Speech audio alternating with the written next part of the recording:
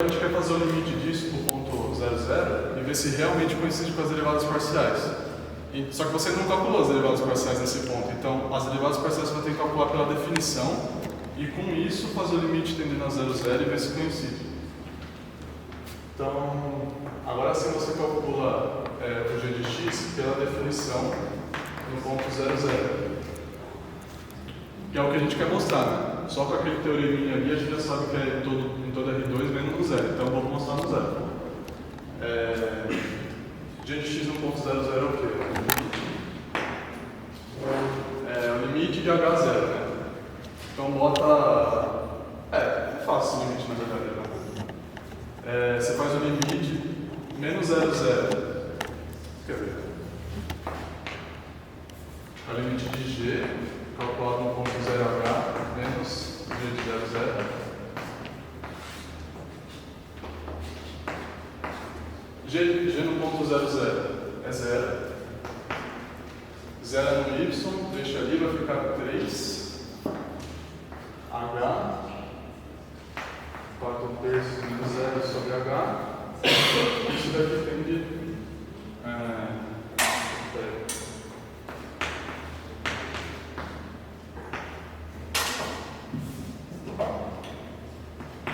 Isso aqui vai ser 4 terços menos 1 terço.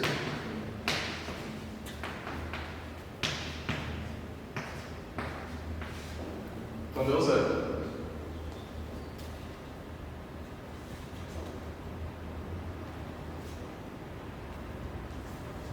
Certo? Deu 0. Vamos calcular a G de y agora também, pela mesma coisa.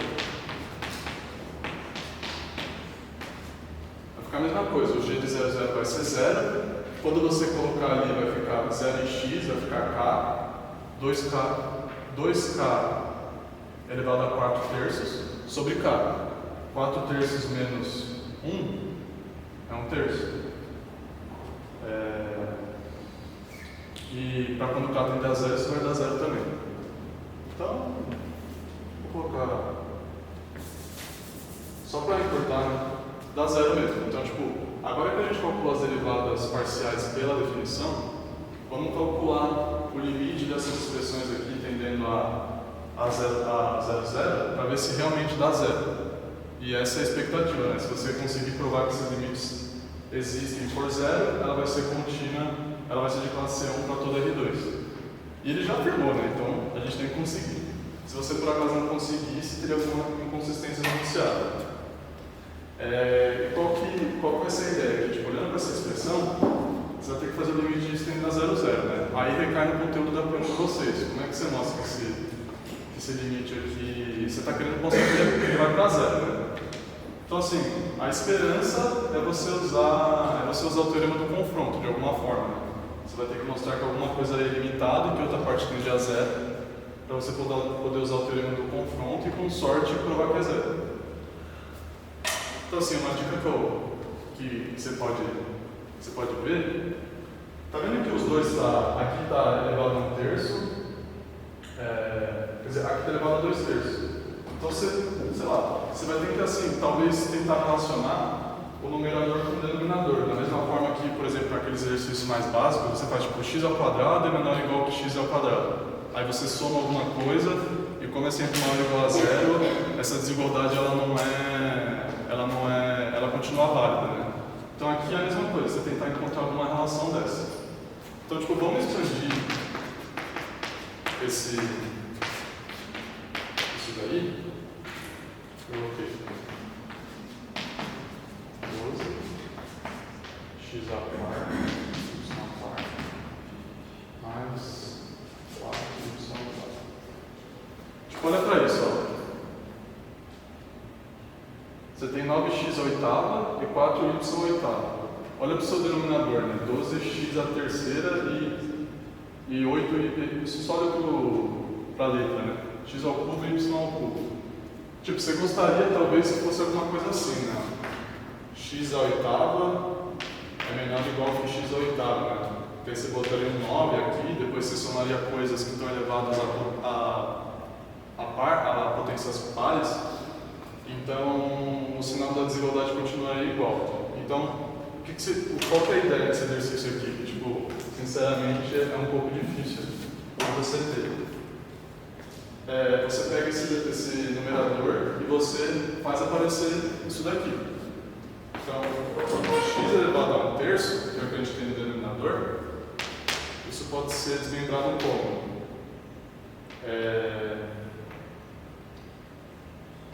Talvez assim, né?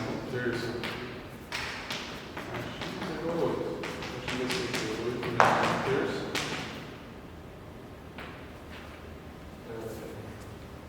Não, era x elevado a 3. X elevado a 3. Aí você faz 1/3 vezes x elevado a 8/3. Isso. 1/3 vezes x, porque isso dá o quê? Isso dá 9/3, que é 3. E quando você faz isso daqui, esse 8/3, esse 8 você consegue relacionar com isso daqui. Então você pode descrever essa expressão dessa forma assim, ó. Você fala que isso daqui é o quê? É um x elevado a 1/3 vezes x elevado a 8/3.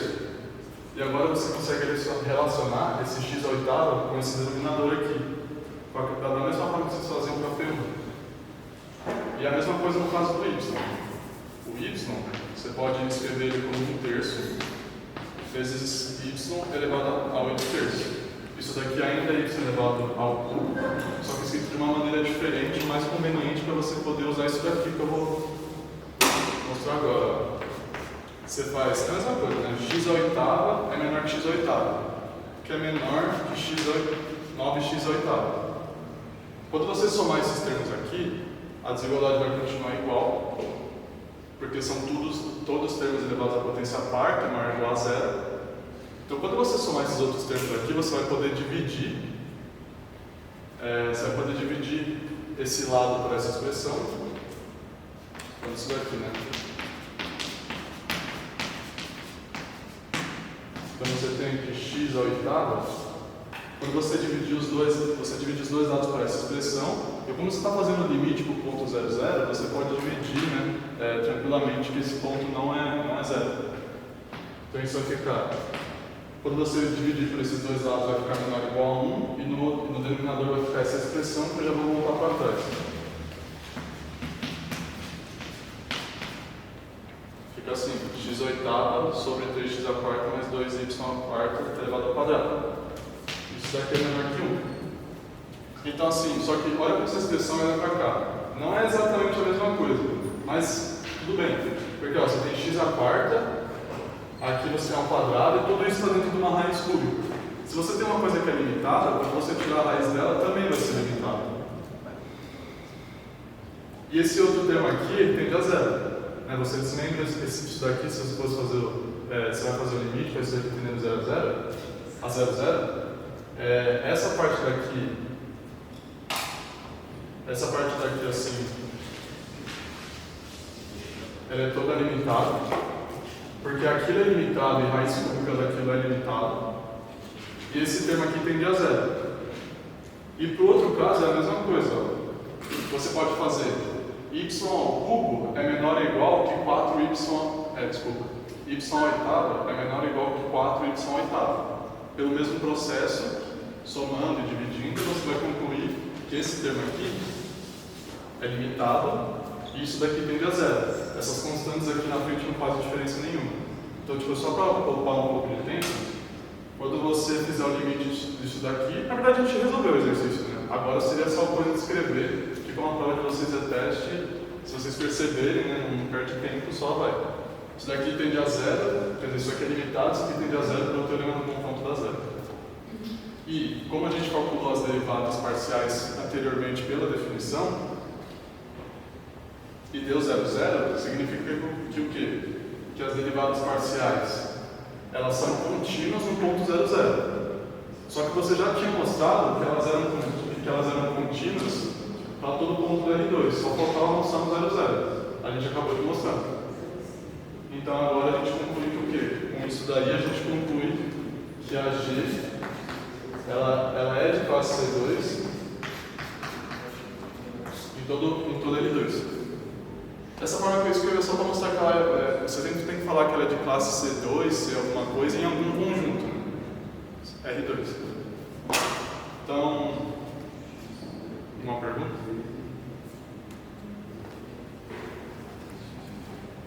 Mas assim, acho que o importante mesmo era isso aqui, né? Você vê que ela, vê de cara que ela é de classe C1 em todo R2 tirando no zero, para você começar o exercício, né? Que o exercício é mostrar que é zero, porque no restante você já sabe de antemão. Você já sabia de antemão.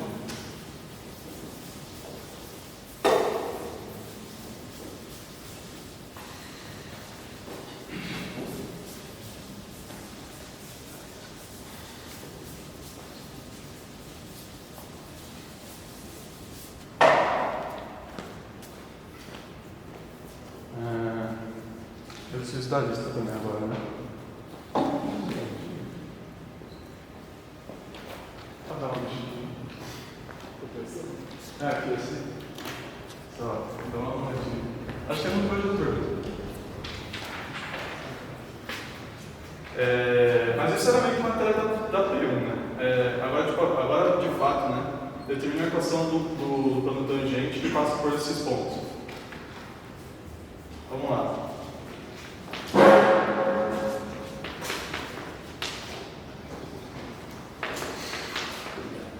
Então assim, sempre quando fala para descobrir a equação do plano tangente, eu já escrevo de cara assim, ó.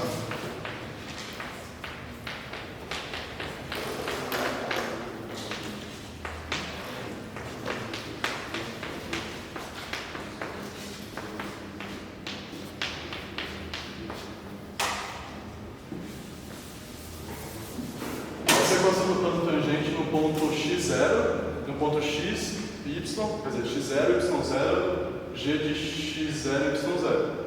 Só que você não sabe isso daqui, esse g de x, né? Eu uso bastante essa notação só para economizar, né? Seria del g, del x, calculado no ponto 00. Aqui eu estou omitindo o ponto onde eu estou calculando. Mas a gente está combinando aqui. Esse g de x e esse g de y estão sendo calculados no ponto 00. Só que você não sabe o que é um ponto 00, né? Então, qual que é a ideia? Vai ser com essas informações que ele deu que...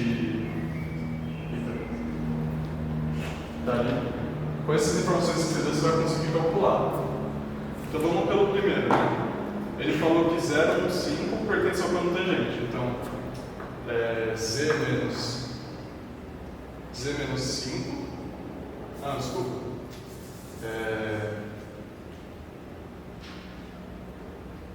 Isso vai ser uma informação que você vai ter que usar com certeza. Só que primeiro vamos calcular isso, explicitar isso daqui, né? Isso daqui seria z menos x ao cubo y. A derivada vai ser 3x ao quadrado no y, calculado no ponto x0 e y0. Então, 3x0 ao quadrado y. Isso no ponto, isso que multiplica isso. Então, x menos x0. Já vou distribuir. Agora ele deriva em relação a y, x ao cubo, calculado no ponto x0 e y0, isso daqui. Então, tipo, essa é a equação do plano genericamente, né? Agora sim você usa aquelas informações. O ponto 0, 1, 5,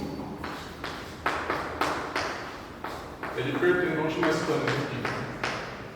Ele pertence aqui. O que isso significa? 5 menos x ao cubo y0 igual a 3x. 0 menos x0 vai ficar menos x0.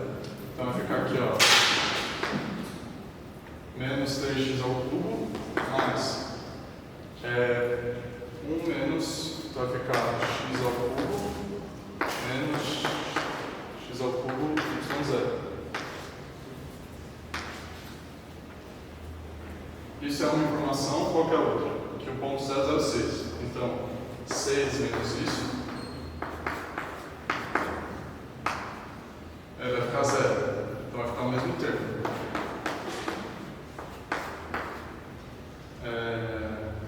Mais 0. Então vai ficar só menos x ao cubo y0. Então você tem essas duas expressões. Aí tipo, olha o que acontece. Né? Se você fizer essa equação menos essa, esse termo corta e esse termo corta. Vai ficar 6 menos 5, 1. Isso aqui vai cortar quando você subtrair. Isso também. Então vai ficar essa equação menos aquela, vai ficar menos x0 ao cubo. Então x0 raiz cúbica raiz cúbica de menos 1, que é menos 1. Então você encontrou o x0. Agora a gente precisa encontrar o y0. E da onde que a gente vai tirar? Ah, aqui eu esqueci.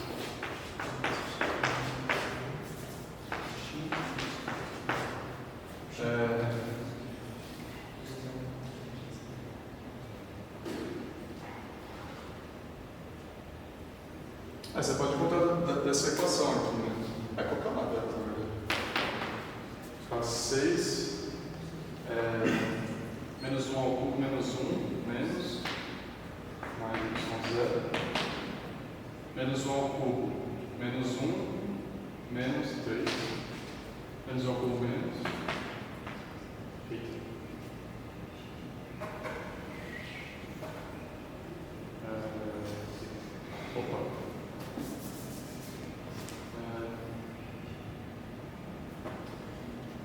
Menos y0, né?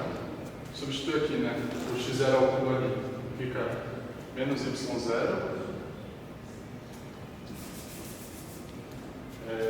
menos 3y0 substitui por 1 mais y0 vai ficar 3 menos 2 menos 3 menos.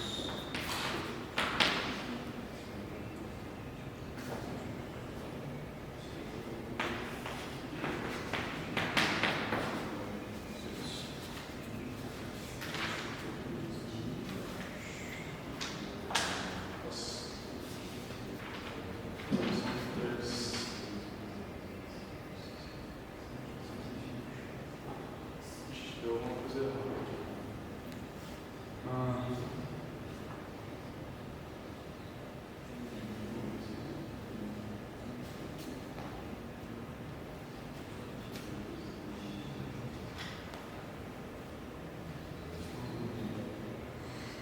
X0 de fato é menos 1, né? Mas tipo tá certo, né? Y menos y0 menos 3y0 mais y0. Esqueci de 3? Qual 3? Aqui, ó. 3? Não, tá aqui já, né? Porque o x ao, menos x ao cubo é 1, então 3y0. Ah, porque é positivo. Oi?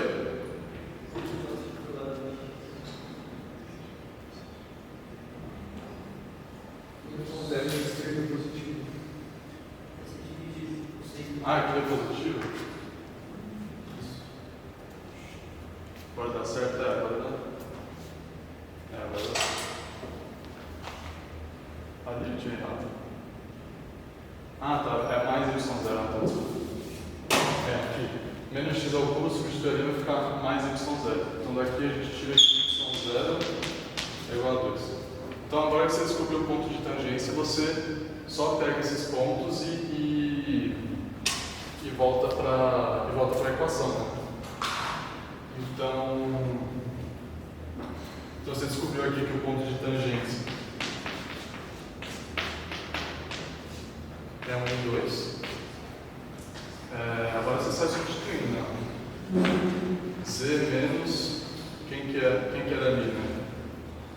Coloca 1 e 2. 1 ao cubo 1, 2, menos 2. 1 ao cubo menos 2.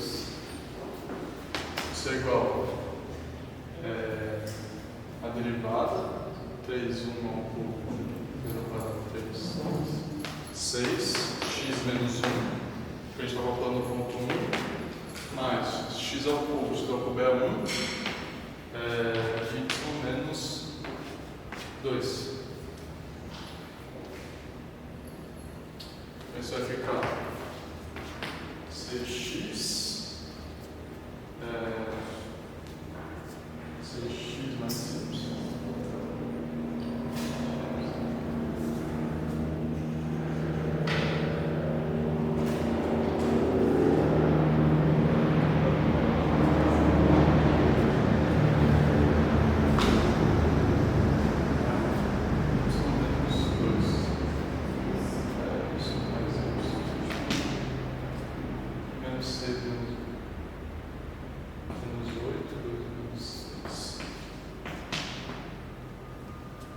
Menos 6 menos 2 menos 8. 2 menos 8 menos 6 igual a 0.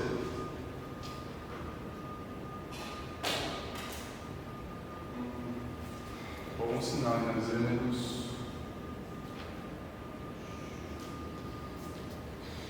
Não é Z menos 2? Então ninguém me avisa aqui, mas menos 1. X é menos 1. Então vai ficar.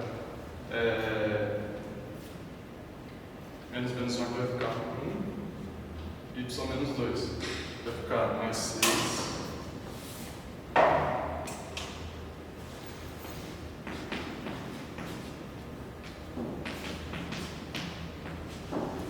E tá certo, né? Não, menos 1 ao cubo, menos 1.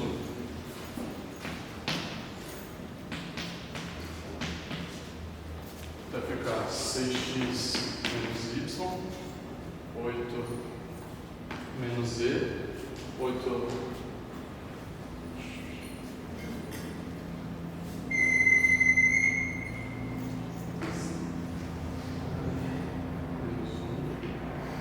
menos 2.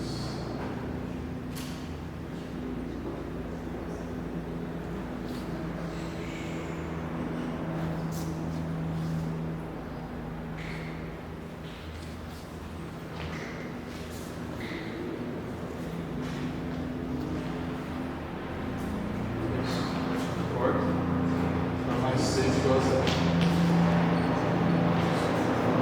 Então, tipo, você chega nessa equação aqui, 6x menos y menos z mais 6 igual a 0. E ele ainda faz uma outra pergunta nesse exercício, né? Eu queria saber por que você, ao invés de substituir esses pontos de perfeição em x, por que você não substitui em x0 e y0? Esses pontos aqui? Isso, porque eu pensei em substituir em x0 e y0, não em x. Entendi. É porque assim, quando a gente fala, essa aqui é a equação do plano, né? Então quando a gente fala que um ponto, ele fala um enunciado, né? Esses pontos pertencem ao plano. Então se esse ponto pertence ao plano, significa que ele satisfaz a equação do plano. Só que a equação do plano, ela é em z, x e y. O x0 e o y0 é o ponto no qual você calcula o plano tangente. Então o plano tangente ele é calculado aonde? Num ponto x0, y0, f de x0 e y0. Esse é o ponto de tangência, se o plano existir, né? Então, quando ele falou que esses pontos pertencem ao plano, você tem que substituir em z, em x e y. Porque x0 e y0 não é o ponto. Quer dizer, ele também pertence ao ponto, né? O ponto de tangência ele pertence ao ponto, ao plano. Então, tipo, de fato, é meio confuso, pode ser meio confuso. Mas o x0 e y0 é o ponto de tangência que ele não falou no enunciado. Então você não pode assumir que esses são os pontos de tangência, entende? Porque quando você coloca aqui, você está assumindo que eles são pontos de tangência. E ele faz uma outra pergunta, ele pergunta se o plano é único, né? Então assim, como você fez todo esse processo bonitinho, você encontrou uma só equação. Então assim, de fato o plano é único, mas o que isso aqui está querendo explorar é porque assim, você encontrou também, além de uma só equação, você também encontrou só um ponto de tangência. Você encontrou o ponto menos 1 e 2. Então você poderia pensar assim, só tem um ponto de tangência, então só tem um plano. Isso não é necessariamente verdade. Porque, por exemplo, você pode ter uma função maluca. Por exemplo, eu vou desenhar em 2D, mas... Por exemplo, você está aqui no plano XYZ, você tem uma função de R2 em R, o gráfico está no R3. Vamos supor que você tem uma coisa assim, sei lá. meio assim, esquisito. Então, tipo, por exemplo, você pode pegar um ponto aqui assim, ó, calcular o plano tangente. O plano tangente vai ficar assim, certo? Só que isso pode passar para outro ponto, entendeu? Então, tipo, ter um ponto de tangência não implica que só existe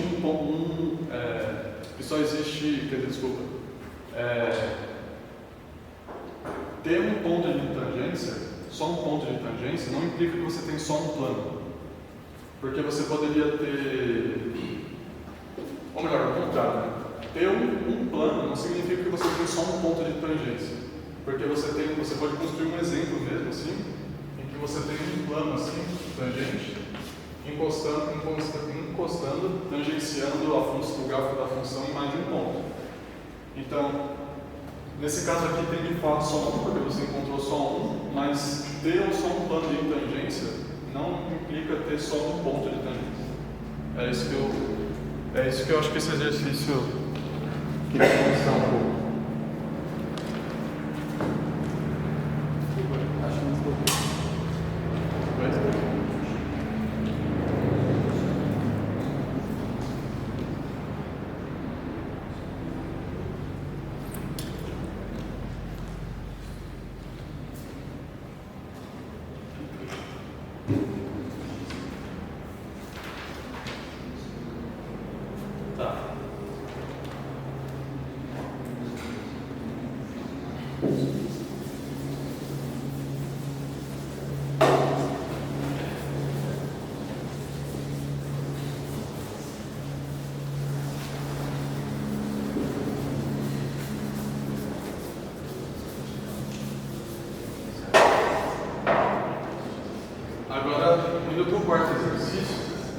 O quarto exercício ele é bem legal porque ele explora duas coisas que é muito importante agora nessa parte da matéria, que é curva de nível, que é tipo essa mistura de função de R2, de RR2 e de RR3. No caso eles têm uma função de R em N. Aqui estava errado. Essa função aqui é de R2 em N. Quando eu vi isso daqui eu achei esquisito, aí eu fui procurar na prova, de fato era de R2 em N. Tem que ser, né? Porque você vai querer compor essa curva com isso daqui e você está falando que a imagem dessa curva pertence ao gráfico de F. Só que essa função de F é R3, então para a imagem da curva pertencer ao gráfico de F, isso daqui não faz sentido, porque o gráfico está em R2 e não em R3. Mas, enfim, R2 é F. O que você vai ter que usar nesse exercício? Ele falou que a curva de nível 1 da função parametrizado por essa curva, então é aquela história, né? Então, a imagem da grama, ela pertence à curva de nível de F. Então, a imagem da grama, ela pertence à curva 1 de F. E ele também falou que a imagem de sigma, ele está contido no gráfico de F. O que essas duas coisas implicam? Essas duas coisas implicam que quando você compor gama com T, quando você fizer essa composta, isso aqui é igual a uma constante, que você deriva, tá? Você já tentando saco cheio de ver isso aí.